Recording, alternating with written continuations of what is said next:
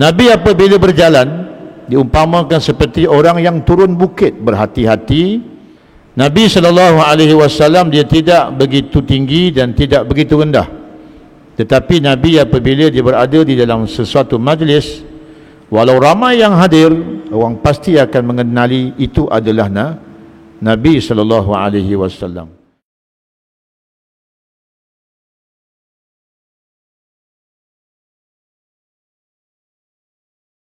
Salah satu daripada kecintaan yang boleh wujud ialah dengan cara kita mengenali fizikal Rasulullah sallallahu alaihi wasallam. Para sahabat menceritakan tentang sifat ataupun fizikal Nabi sallallahu alaihi wasallam.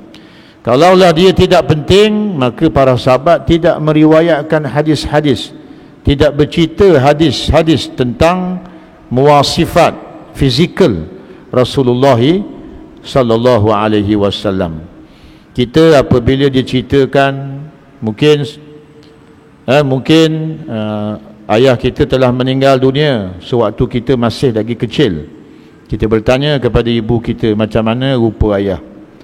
Rupa ayah engkau sekian. Betapa rindunya kita untuk bertemu dengan ayah kita yang tidak pernah kita bertemu kerana ayah kita meninggal dunia sewaktu kita masih amat kecil.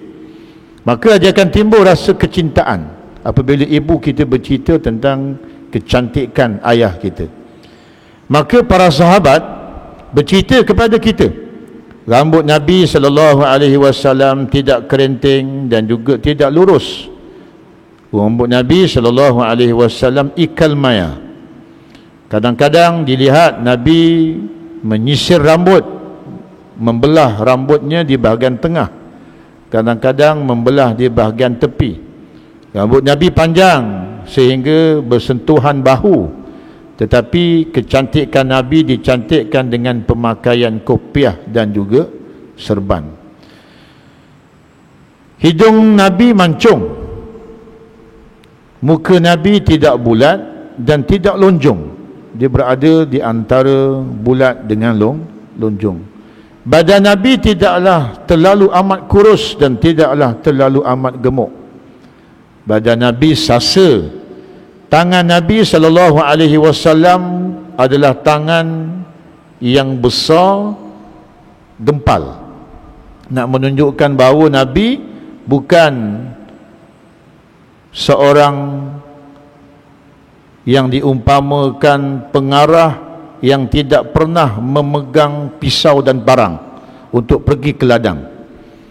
Nabi adalah orang yang rajin, maka terlihat pada tapak tangannya amat besar dan tebal. Nabi apabila berjalan diumpamakan seperti orang yang turun bukit, berhati-hati, kemudian dalam keadaan yang begitu cermat ketika mana menyusun langkah. Nabi SAW dia tidak begitu tinggi dan tidak begitu rendah, tetapi Nabi apabila dia berada di dalam sesuatu majlis, walau ramai yang hadir, orang pasti akan mengenali itu adalah Nabi SAW. Kata para sahabat, apabila seseorang memandang sahaja Nabi, pasti akan terpaut kepada kecantikan Nabi SAW. Itu sebab tuan-tuan ada para sahabat yang setiap masa merindui Nabi, tetapi untuk sentiasa memandang Nabi ada had-had dan waktunya. Nak bertemu Nabi besok pula, hari ini dah selesai dah untuk melihat Nabi, kerana Nabi masuk bilik beribadat dan semua sekali.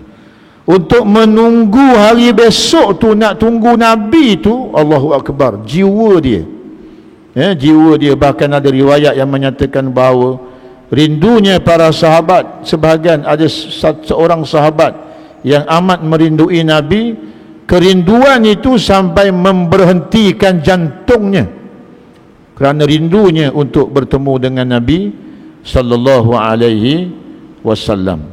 Para hadirin yang dimuliakan oleh Allah, sebegitu cantik para sahabat membayangkan Rasulullah. Bahkan kata para ulama, Nabi Yusuf amat cantik, Kecantikan Nabi mengalahkan Nabi Yusuf alaihi salam. Kecantikan ini sepatutnya memberi rangsangan kepada kita untuk bertemu dengan makhluk yang begitu hebat, yang dinamakan sebagai Rasulullah sallallahu alaihi wasallam. Mudah-mudahan dengan sedikit gambaran-gambaran itu terpaut hati kita untuk bermunajat kepada Allah. Moga-moga Allah menganugerahkan kepada kita untuk bertemu dengan Nabi sallallahu alaihi wasallam ketika mana kita dalam tidur kita. Kadang-kadang kita lupa untuk memohon kepada Allah supaya Allah menganugerahkan kepada kita untuk bertemu dengan Nabi sallallahu alaihi wasallam. Kerana ada sebahagian daripada kita tak kisah. Tidak kisah. Sebenarnya orang yang dapat bertemu dengan Nabi dalam mimpinya, dia hakikatnya sedang bertemu dengan Nabi sallallahu alaihi wasallam secara zahirnya. Kerana kata para ulama, Nabi itu tidak boleh diserupai, Nabi itu tidak boleh diakui, melainkan Nabi sendiri. Setiap orang yang bermimpi Nabi sallallahu alaihi wasallam, pasti Nabi akan mengenalkan diri bahawa dia adalah Rasulullah sallallahu alaihi wasallam. Maka berbahagialah tuan-tuan bagi orang yang sentiasa menginginkan untuk bertemu dengan Rasulullah sallallahu alaihi wasallam. Ya, kita banyak dosa, kita banyak melakukan maksiat, kita tidak layak untuk bertemu dengan Nabi sallallahu alaihi wasallam. Namun begitu, tidaklah di atas dosa yang begitu banyak sehingga mengharamkan Nabi ke atas kita untuk bertemu dengan kita. Oleh kerana itu, perbanyakkan berdoa supaya kita boleh bertemu dengan Rasulullah sallallahu alaihi wasallam, dan kita juga sentiasa memanjang hajat. Mudah-mudahan Allah Ta'ala memberikan kelapangan kepada kita untuk melaksanakan ibadat umrah, yang salah satu daripada aktivitinya ialah berziarah ke makam Habibullah, kekasih Allah, iaitu Rasulullah sallallahu alaihi wasallam. Tuan-tuan mesti ada rasa sedih apabila di tengah-tengah keupayaan kita dalam kehidupan, kita boleh pergi ke sana dan kita boleh pergi ke sini, tetapi kita tidak merancang untuk bertemu dengan baginda Rasulullah sallallahu alaihi wasallam. Bagaimana agaknya kalau kita ada peluang, kita ada kemewahan, kita ada keuangan, kita ada usaha untuk bertemu dengan Nabi sallallahu alaihi wasallam. Tidak perlu banyak, umrah yang wajib hanya sekali dalam hidup, dan program itu nanti menyusulnya adalah bertemu dengan Rasulullah sallallahu alaihi wasallam. Allahu akbar, manisnya tuan-tuan apabila kita dapat bertemu dengan Nabi sallallahu alaihi wasallam. Kita duduk dalam kawasan Raudhah yang hanya memisahkan kita hanyalah dinding sahaja. Yang berada di sebelah kiri kita itu adalah baginda Rasulullah sallallahu alaihi wasallam. Kena ada perasaan yang amat sebab apabila hajat-hajat kita ini masih lagi belum dikurniakan oleh Allah kepada kita. Belajarlah menangis di depan Allah atas dasar kecintaan kita untuk bertemu dengan Nabi sallallahu alaihi wasallam. Akan sampai masa dan ketikanya Allah Ta'ala akan anugerahkan bagi mereka yang pergi berziarah, kemungkinan dia belum bertemu dalam mimpinya, maka mintalah kepada Allah untuk Allah menganugerahkan kita dapat bermimpi dengan baginda Rasulullah sallallahu alaihi wasallam. Dan ada ulama menyatakan bahawa untuk mimpi bertemu dengan Nabi sallallahu alaihi wasallam ialah dengan cara kita memperbanyak mengingati baginda Rasulullah sallallahu alaihi wasallam. Tatkala kita lupa, maka ingat balik semula. Maksud saya ialah terkadang-kadang dalam kehidupan kita, kadang-kadang Allah Subhanahu wa taala memberi hadiah bertemu dengan Nabi melalui satu sunnah yang kita sentiasa jaga, dan kalau kita lupa kita akan berselawat kepada Nabi.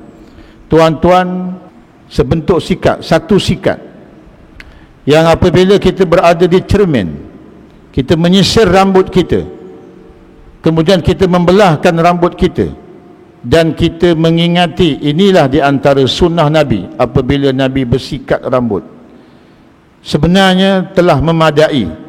Apabila ingatan kita sampai ke tahap itu, hakikat sebenarnya Nabi sedang merindui kita. Itu sebab untuk mengingati Nabi SAW tidaklah begitu sukar.